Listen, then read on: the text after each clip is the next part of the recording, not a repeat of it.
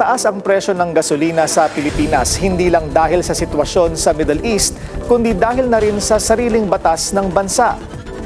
Una dahil sa oil deregulation law na ipinasa noong 90s, inalis sa gobyerno ang kontrol sa pagpepresyo ng mga produktong petrolyo. Layunin ng batas na itaguyod ang kompetisyon at papasukin ang mga new players at hayaan ang merkado o ang global oil market na magdikta ng presyo.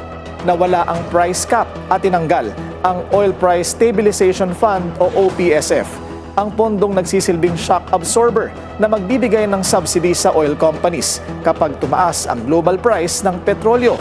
Fast forward to present, kapag sumirit ang presyo ng langis sa world market, ganoon din ang pagtaas ng mga fuel retailers sa presyo ng langis. Sa ngayon, dumoble na ang presyo ng diesel na nasa 107 to 134 pesos per liter na, kumpara sa 48 hanggang 67 pesos lang noong Pebrero. 60 centavos hanggang piso lang ang pinag-uusapan na oil price hike noon, malayong-malayo sa 15 hanggang 18 pesos na taas presyo ngayon.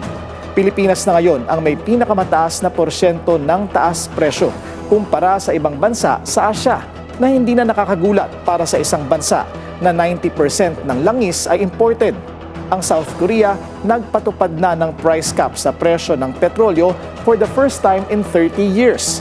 Isang bagay na ayon sa Department of Energy ay hindi magagawa ng Pilipinas dahil sa oil deregulation law.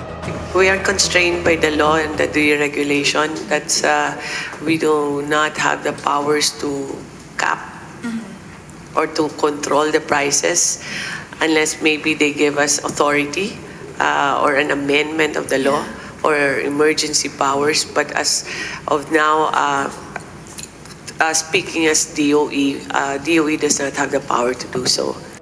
Mas bumigat pa ang pasanin sa bulsa nang ipasa ang Train Law o Tax Reform for Acceleration and Inclusion Law noong 2017 na itinaas ang excise tax sa mga produktong petrolyo na dati nang ipinataw ng National Internal Revenue Code of 1997.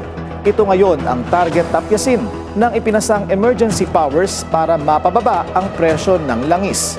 Pero nandyan pa rin ang 12% VAT na atubiling tanggalin ng gobyerno sa ngayon dahil sa mawawalang kita. Tax pa more ang prinsipyo ng gobyerno para raw more revenue na popondo sa mga serbisyo ng gobyerno.